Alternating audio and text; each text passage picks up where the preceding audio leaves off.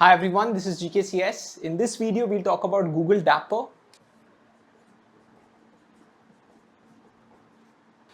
Dapper is a request tracing system at Google. So when you type large language models in Google search, you will see a list of pages in front of you. In the backend, what happened is that this query string was taken to the Google servers. The Google servers potentially hit thousands of data stores, fetched the results, aggregated them, and got them in front of you in your search page. So now you have them all paginated, you have them searched, but behind the scenes, a lot of things happened. And if you want to trace that request path as a Google engineer, if you want to see how did it go from client to server, how did it go from server to all these data stores, what was the aggregation like, how much time did it take, how did you get a response, the entire tracing is managed by Dapper. This is from 2010. Now, the first thing you want to do is make this process seamless and low latency. If engineers are given a tracing system which is going to be impacting their production services, they'll not be happy with it, they'll not onboard. So the first requirement that you have for this kind of a tracing system is it has to be very, very fast, basically have very low latency. The second thing, like we mentioned, is that it should be easy to onboard, easy to use, easy to set up, easy to maintain. And the third thing that we mentioned is it has to be universal, in the sense that all the services that you are hitting as an engineer have to be using Dapper internally too. Otherwise, there's really no point. You're going to be seeing the metrics of your service, but you won't be able to tell if a RPC call to a different service caused the problem or your service itself has the problem. So has to be used by all services. Apart from this, you're also looking for high availability, because if a service goes down or if it's slow, Dapper is what you'll be using to debug it. So the chance of this service going down has to be low. You also want the data to be as consistent as possible, as fresh as possible. If a service is having problems and an engineer logs into the system, you want to be able to see the requests which are going wrong. So this is going to be real-time tracing. So this is less than 1 minute since creation. Finally, the system has to be a Google system which is quite scalable. They have 1 terabyte of request traces per day. 1 terabyte is more than the size of my database at the startup that I run Interview Ready. So that's a lot of request traces. Engineers usually are looking for request traces in the last 2 weeks. So they don't need to store all the request traces forever. Just the past 2 weeks is enough.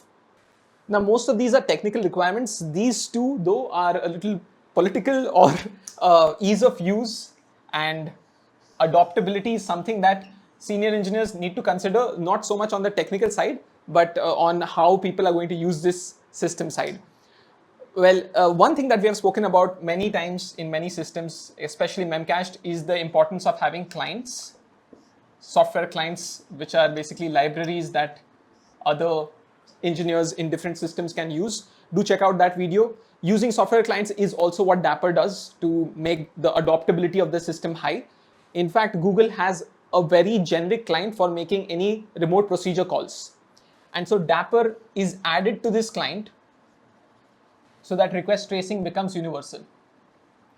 But for the rest of the requirements, you need to have a technical understanding of how this system is going to be built. So let's look into that.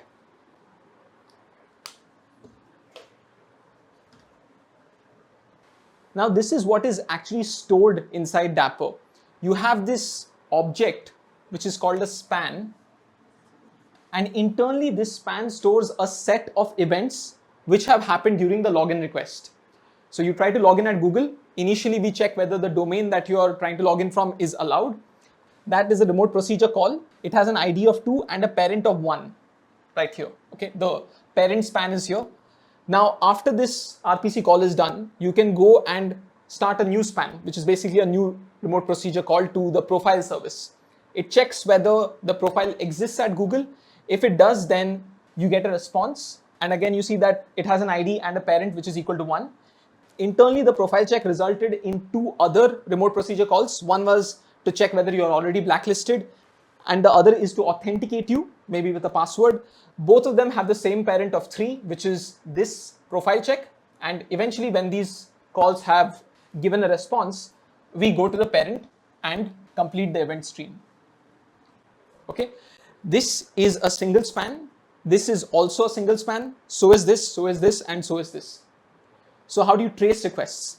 Well, all of these spans have the same trace ID. So the trace ID here is equal to 1. Trace ID here will also be equal to 1. In all the children, the trace ID will be 1. So that when we query Dapper for a trace ID, we can get all of these spans together and look at it from a high level or a service specific level. Internally, like I said, each of these events is basically like a micro object inside this span. It's like an array of objects. And this event is going to be storing the timestamp. It's going to be storing the service which actually started this and one annotation. Okay, like a text string of RPC call started, RPC call stopped. Now let's see how these objects are being created and stored in Dapper.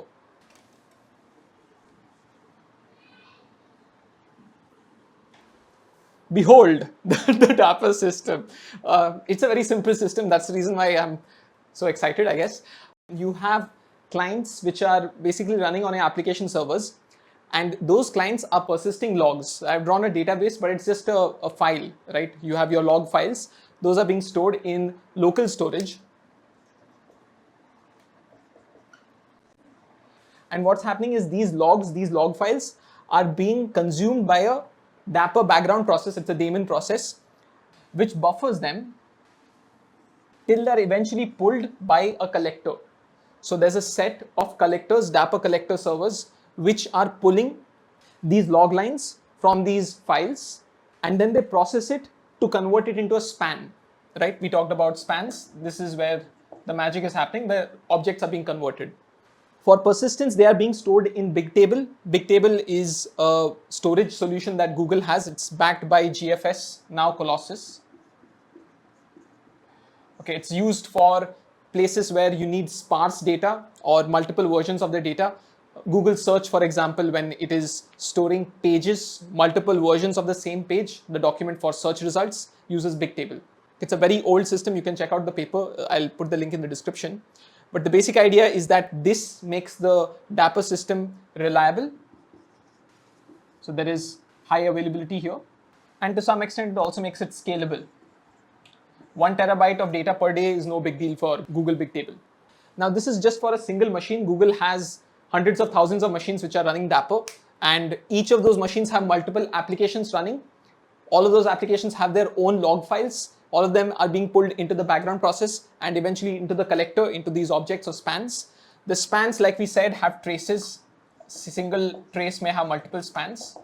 And when an engineer at Google wants to query for a trace, right? So they may say get trace with the ID of the trace.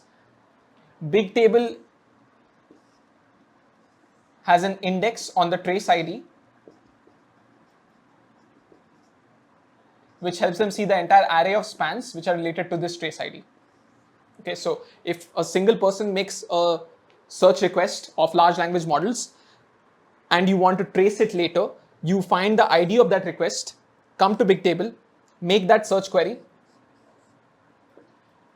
and it will give you all of the spans, meaning all of the systems which are hit because of that single large language model query. The interesting thing is this entire process from here to here takes about 15 seconds. So most of the requests reach Bigtable within 15 seconds.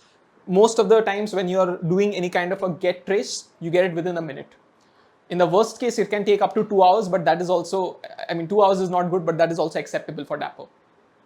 Now, one thing that we mentioned is that this system has to be very low latency. It has to be super fast. It has to have very little overhead. Otherwise, engineers will not use a tracing system which is slowing down their production systems. I/O calls are the bulk of latency, right? They take most of the time when you're looking to process these traces. So how do you reduce the number of I/O calls in this system? One thing would be to try to batch the requests. I think it is already done. But another clever thing that Google does is instead of taking all the requests It samples requests.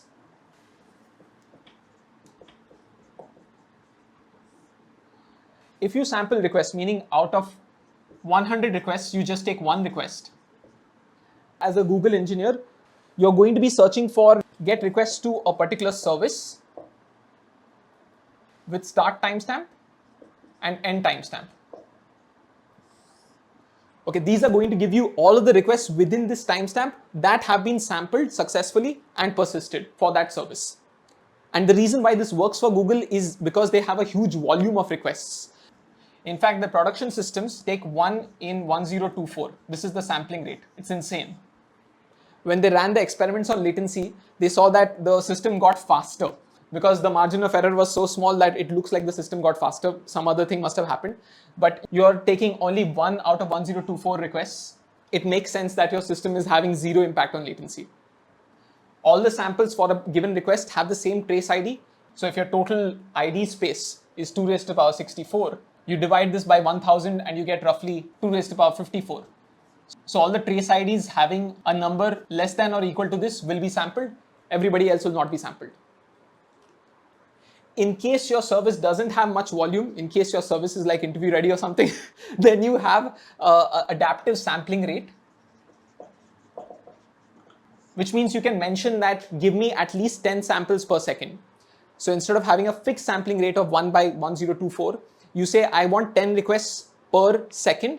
So if I have 100 requests per second in my service and I just want 10 of them to be sampled, then I automatically set the sampling rate to 1 by 10.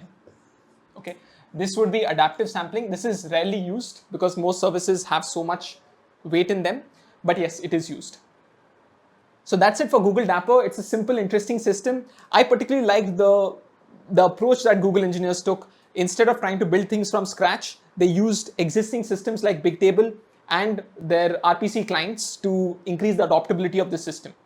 Another thing I really like about it is other systems like Google Monarch actually use Dapper traces to debug problematic requests. So it really integrates well with the rest of the Google ecosystem. Thank you so much for watching this. If you liked the video, then please hit the like button. If you have any doubts or suggestions on this video, post them in the comments below. And if you're looking to learn more about system design, do check out Interview Ready. I'll see you next time. Bye-bye.